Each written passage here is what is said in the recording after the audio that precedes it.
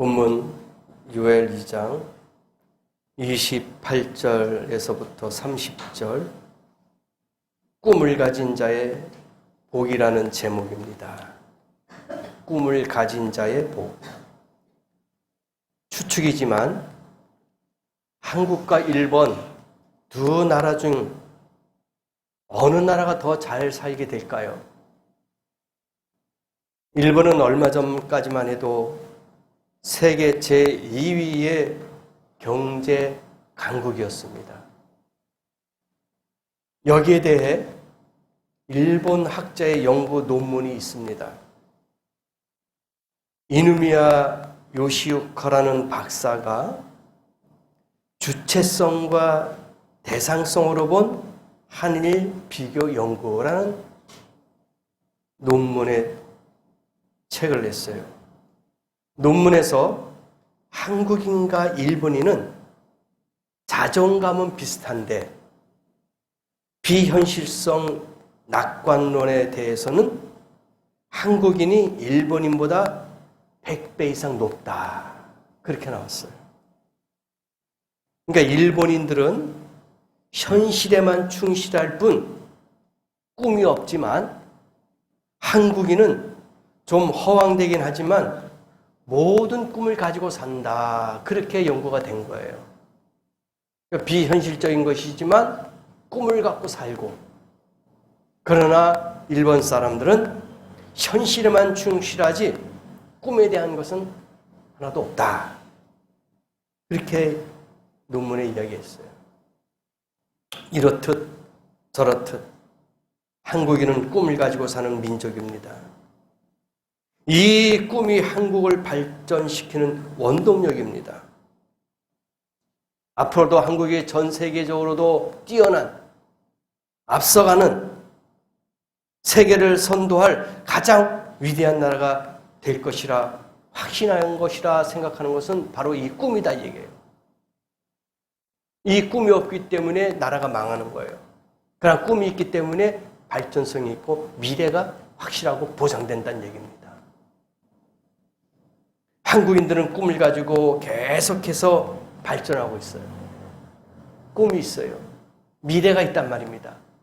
그런데 저 아프리카나 중동, 동남아 이쪽의 사람들은 비전, 꿈이 없어요. 있지만은 부분적이다. 한계가 있다 이거예요. 아프리카에서 무슨 꿈을 갖고 있겠습니까? 동남아에서 무슨 꿈을 갖고 살겠습니까? 그건 있는 자들에게 갖고 있는 거예요. 없는 자에게는 꿈이 없어요. 그대로 살고 있습니다. 그런데 한국인은 좀 틀리다는 얘기죠. 세계 어느 나라를 가든지 한국인들이 유명세를 갖고 있어요. 그 뭐냐?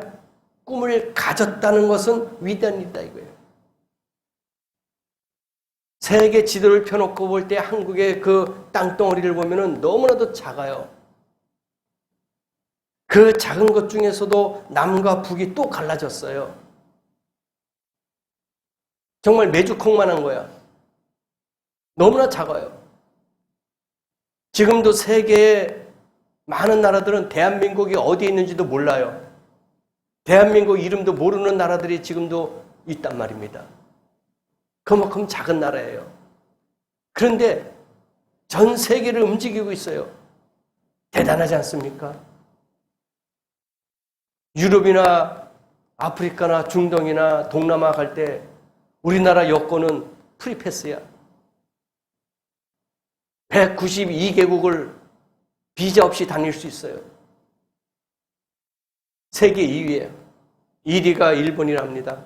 2위가 한국. 이런 식으로 우리나라가 전 세계적으로 유명세가 있어요. 꿈이 있습니다. 비전이 있어요. 오늘 본문에 보니까 남종과 여종과 젊은 사람과 늙은이와 상관없이 다 꿈을 준다 그랬어요. 보세요. 28절에 보니까 다 꿈이 있고 이상이 있어요. 하나님이 그렇게 주신대요. 6사람의 부류가 나와요. 만민에게, 자녀에게, 노인에게, 젊은이에게, 남종에게, 여종에게, 여섯 부류의 사람들에게 다 주는 거예요. 꿈을 주고요. 비전을 줍니다. 노인도 젊은이와 같다는 거예요. 꿈을 주고 이상을 주고 비전을 주는 겁니다. 이게 무슨 뜻입니까? 젊어진다는 거예요. 젊어진다. 이처럼 성령 받으면 마음이 젊어질 줄 믿습니다. 젊어져요. 생기가 일어나는 거예요. 대부분의 노인들은 장래일은 해당 사항이 없다 생각합니다. 그래서 미래보다는 현실이나 과거 옛날 이야기에 더 익숙합니다. 왜? 이제 나이가 있으니까 미래에 대한 꿈을 접어요. 희망을 접어요. 그래서 이야기하는 거는 자기의 경험, 과거 이야기, 현실적인 이야기 이런 것만 하고 있어요. 근데 젊은이들은 그게 아닙니다. 미래에 대한 꿈을 갖고 이야기를 해요. 나는 앞으로 어떻게 할 것이야. 나는 어떻게 계획을 잡고 있어. 나는 이걸 추진할 거야. 만들어 나갈 거야. 이게 미래에 대한 꿈입니다. 근데 늙은이들, 나이 많은 분들, 어르신들 이런 분들은 그런 꿈이 없어요. 그냥 평범하게 그래. 이제는 연금 갖고 살자. 기초연금 갖고 살자. 노령연금 갖고 살자. 그런 안일한 생각을 가지고 있는 것이 현실이라는 얘기예요. 마음이 늙었습니다. 육체도 늙었어요. 아무것도 할 수 없습니다, 이제. 그러나 오늘 말씀 보니까 모든 사람들에게 꿈을 주겠다 이거예요. 이상을 주겠다 이겁니다. 이게 뭐예요? 성령의 충만함을 받으면 젊어진다 이거예요. 내 영을, 내 신을 만민에게 부어줄 것이다. 내 신이 뭡니까? 영입니다. 영이 뭡니까? 성령이에요. 성령을 너희에게 부어줄 것이다. 젊은 사람에게, 남종에게, 여종에게, 늙은이에게, 모든 사람에게 젊어진다는 얘기입니다. 일을 할 수 있는 힘을 준다는 얘기입니다. 말세에 하나님이 모든 사람들에게 이와 같이 만민에게 성령을 부어줄 줄 믿습니다. 꿈이 없는 노령은 불행합니다. 비공식 기록이지만 세계에서 가장 오래 산 노인의 안타까운 사망 원인이 밝혀졌어요. 1870년 인도네시아에서 출생했는데 146세를 살았대요. 비공식적이죠. 물론 나이를 어떻게 계산하는지 모르겠지만은 하여튼 1870년 인도네시아에서 출생했는데 146세를 살았는데 옴바 고토라는 할아버지예요. 이 옴바 고토라는 할아버지인데 장수의 비결이 뭡니까? 그렇게 물어봤어요. 도대체 이렇게까지 오래 살 수 있는 비결이 뭡니까? 하니까 인내와 사랑하는 사람의 보살핌입니다. 그렇게 이야기해요. 두 가지예요. 인내, 그 다음에 사랑하는 사람의 보살핌이다. 인내, 뭘 그렇게 참고 살았을까요? 가장 힘들었던 것은 고독이었습니다. 고독. 혼자서 146살 살 동안 힘들었던 것이 고독이에요. 이걸 인내한 거야. 참는 거예요. 아내와 자녀 등 가까운 사람들의 죽음을 지켜봐야 했던 그 노인은 삶의 재미가 없어지는 거예요. 그 나이 동안에 자기의 부인, 자기의 자식, 자기의 친인척, 이웃들이 얼마나 많이 죽었겠습니까? 그런 것을 봐왔어요. 그래서 그 하루하루 사는 것이 고문이었어요. 죽음을 봐왔기 때문에. 그래서 이 음바 고토의 사망 원인은 고독이었습니다. 혼자서 외로운 거예요. 고독이었어요. 그가 불행한 것은 하루하루 어떻게 사느냐에 매달려 있었을 뿐만 아니라 꿈이 없었던 거예요. 미래에 대한 희망이 없었던 거예요. 그래서 죽을 때까지 마음은, 육체는 건강했지만 마음이 젊지 않았던 거예요. 그 나이까지는 육체가 건강했어요. 아직 거동할 수도 있었습니다. 그런데 마음이 늙었어요. 그래서 모든 걸 포기하니까 고독사가 온 거예요. 시편 90편 10절에 모세가 나오는데 모세가 이야기합니다. 우리의 연수가 70이요 강건하면 80이라도 그 연수의 자랑은 수고와 슬픔뿐이요 신속히 지나가나 우리가 날아가나이다. 그러니까 세월이 빠른 사람은 행복한 사람이다 그러는 거죠. 모세의 가슴에 희망과 사명의 불이 불타오르고 있었어요. 그 나이에도, 젊은 나이에도 몸도 젊었습니다. 신명기 34장 7절에 보니까 모세가 죽을 때의 나이가 120세였습니다. 120살까지 살았어요. 근데 그 신명기 34장 7절 보니까 눈이 흐리지 아니하고, 그러니까 눈이 밝았어요. 지금으로 말하면 안경도 안 꼈다는 얘기죠. 기력이 쇠하지도 아니하였더라. 그러니까 120살까지 건강한 거야. 그가 죽지 않았어요.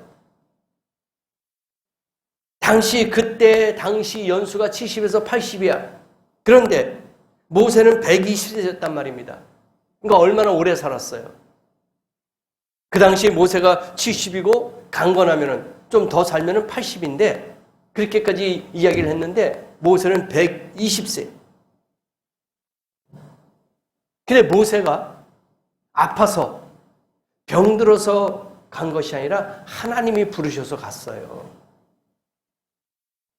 하나님이 부르실 때까지 그는 강건했단 말입니다. 어떤 노환으로 질병으로 죽은 게 아니에요. 하나님이 부르셔서 갔다는 얘기입니다. 마음이 젊으면 몸도 건강합니다. 마음이 젊으면 열심히 노력합니다. 건강관리도 잘합니다. 그래서 우리가 꿈을 가지고 젊게 사시기 바랍니다. 미래를 보고 젊게 사시기 바랍니다. 지금은 100세 시대라고 말이 합니다. 사실 그런데 준비가 안 됐어요. 말은 100세 시대지만 우리나라가 준비된 게 뭐 있습니까? 많은 것이 지금 어려워져요. 힘들어집니다. 준비가 안 됐어요. 복지가 안 된 있습니다. 그래서 뭐 지하철도 65세 무료로 타는 거 무임 승차도 이제는 70세로 넘기자 막 이런 식으로 아직까지 준비가 안 돼 있단 말입니다. 미비가 돼 있어요. 복지가 될 수 있는 그런 준비가 나이는 많아지는데 수명은 길어지는데 여러 가지로 지금 힘들고 있단 말입니다. 성경에 보니까 꿈을 가지면은 위대한 사람들이 얼마나 많이 있습니까? 노아도 600세에 최고의 일을 시작했어요. 노아가 100년 동안 방주를 만들었어요. 모세가 80세에 부름받았고 노아가 방주 시작한 역사가 600세였어요. 아브람도 75살에 고향을 떠났습니다. 99세에 아들을 낳았습니다. 이같이 성경에 보니까 나이가 많이 들어있는 사람들도 하나님이 귀하게 사용했단 말입니다. 그래서 우리가 하나님이 사용하는 사람은 강건한 거예요. 젊어요. 나이는 늙었어도 몸은 늙었어도 마음은 젊은 거야.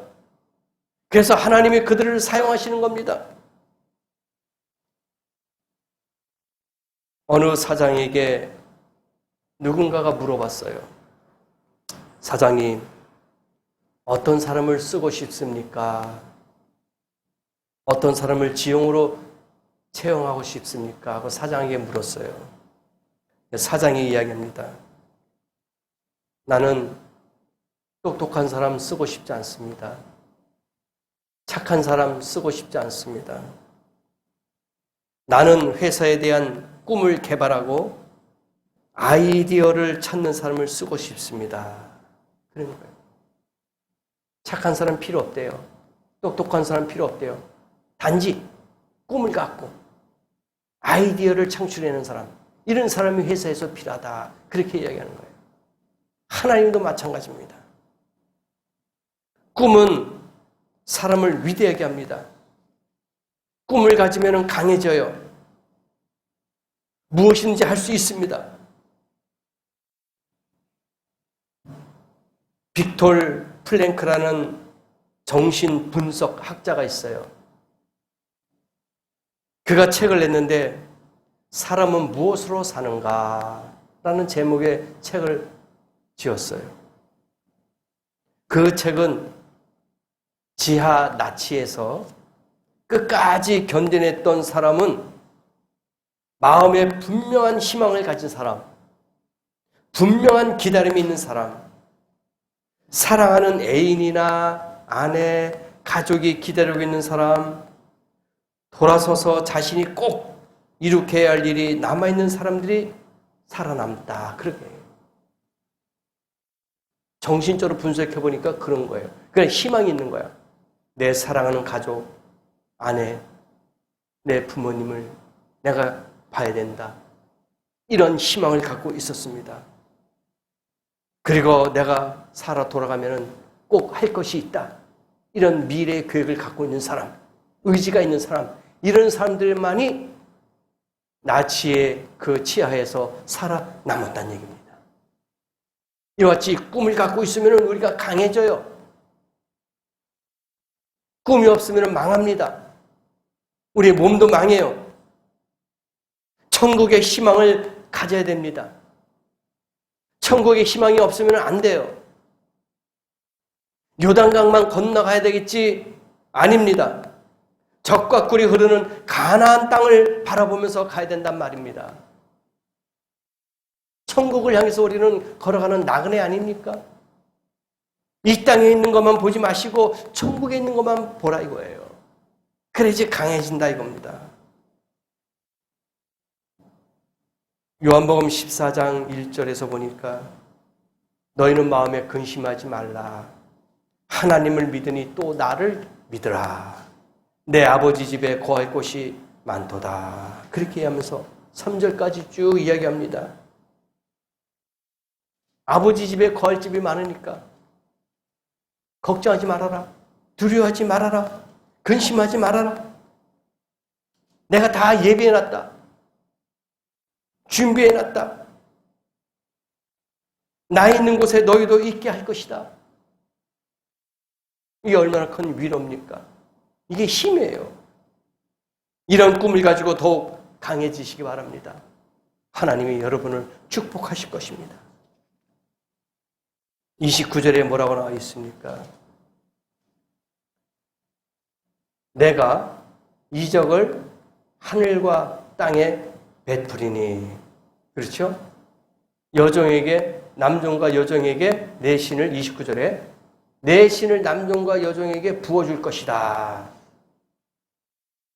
모든 사람들에게 내 영을 부어줄 것이다. 남종과 여종에게 어찌 자유도 없는 그런 자들에게 성령을 주실까요? 그 가슴 속의 에너지를 어찌 감당할 수가 있겠습니까? 그러나 어느 형편, 어느 곳에 있든지 승리하는 사람이 됩니다. 그러한 낮고 천한 신분에 있는 사람에게도 하나님께서는 다 주신다는 얘기예요. 그 꿈을 책임져 주시기 때문입니다. 역경 속에서도, 어려운 환경 속에서도 소망으로 이긴단 말입니다. 이게 하나님의 사랑이에요. 창세기 39장에 요셉을 한번 보세요. 보디발의 그 요셉을 인정하는 바로왕의 친위 대장 보디발. 요셉은 이방 사람이었어요. 애굽의 이집트의 왕 바로 왕, 바로 거기에까지 흉년이 들어가지고 요셉이 팔려가서 거기에서 국무총리까지 하는 이방 나라에서 자국민이 아닌데도 하나님이 세우셔가지고 거기서 애굽의 총리가 됐잖아요. 꿈을 갖고 있었어요. 그가 억울한 누명을 가지고 감옥에 갔습니다. 보디발의 아내를 유혹했다는 그러한 거짓된, 잘못된 유언비어에 거기에 속아서 감옥에 갔어요. 근데 거기서도 요셉은 꿈을 갖고 있었습니다.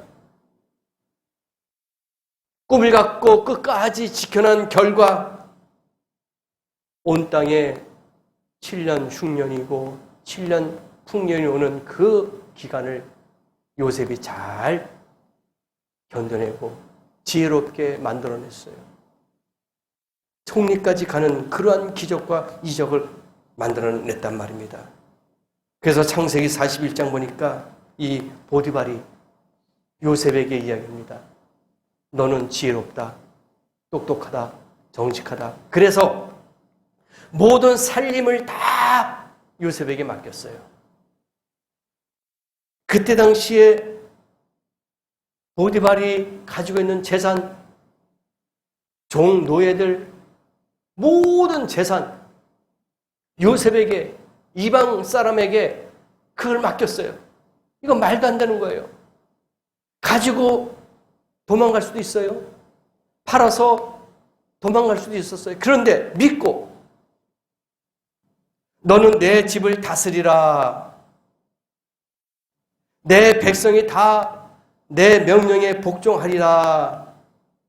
내가 너보다 높은 것은 내 왕자뿐이니라. 바로가 또 요셉에게 이르되 내가 너를 애굽 온 땅의 총리가 되게 하노라. 아니 왕도 요셉을 인정했어요. 내가 지금 있는 자리는 이 왕자 자리밖에 없다. 왕의 자리밖에 없다. 아무것도 나는 힘이 없고 능력 없다. 근데 너는 이 땅을 다스려라. 백성들이 너에게 순종할 것이다. 이 말이 됩니까? 창세기 41장에 그대로 나와요. 요셉에게 자기 백성들이 순종한대, 복종한대. 요셉이 여기까지 승리해서 여기에까지 총리까지 올 수 있는 그 방법, 노력 무엇이었습니까? 바로 꿈이었어요. 꿈을 버리지 않았습니다. 어떻게 꿈을 가진 사람이 될 수 있겠습니까? 성령 받길 바랍니다. 성령 받으면은 강한 힘이 있고 꿈이 있습니다. 영혼뿐만 아니라 육체도 성령을 받아야 합니다. 그것은 은사요, 능력이요, 꿈입니다. 꿈이 없으면 망해요. 꿈이 있어야 됩니다. 초대교회 성도들처럼 예수를 나의 구주로 믿고 하나님 잘 경외함으로 성령의 충만함을 받으시기 바랍니다. 초대교회 오순절 사도행전에 보니까 그들은 성령에 충만했어요. 예언도 했습니다. 환상도 봤어요. 꿈도 꿨어요. 모든 사람들이 성령 충만했습니다. 그럴 때 그러한 것이 나타났던 거예요. 그래서 여러분들도 성령 충만함을 받아 꿈을 갖기를 원합니다. 힘을 얻기를 원합니다. 더 열심히 신앙생활 하시고 기도하고 찬송하시기 바랍니다. 그래서 하나님이 주시는 아름다운 꿈을 가지고 그 꿈을 성취하고 가장 보람있게 살아가는 성도가 되어야 될 것입니다. 오늘 이 말씀처럼 하나님이 말세에 모든 사람에게 꿈을 준다 했습니다. 꿈을 가진 자는 복된 사람입니다. 그러므로 이러한 주님이 주시는 꿈을 갖고 성령 충만함 받아 이번 한 주에도 승리하시고 하나님과 교통할 수 있는 복된 성도가 되시기를 예수님의 이름으로 간절히 축복합니다. 기도하시겠습니다. 오늘 말씀을 다시 한번 기억하시고 꿈을 가진 자의 복이라는 것을 생각하시면서 기도합니다.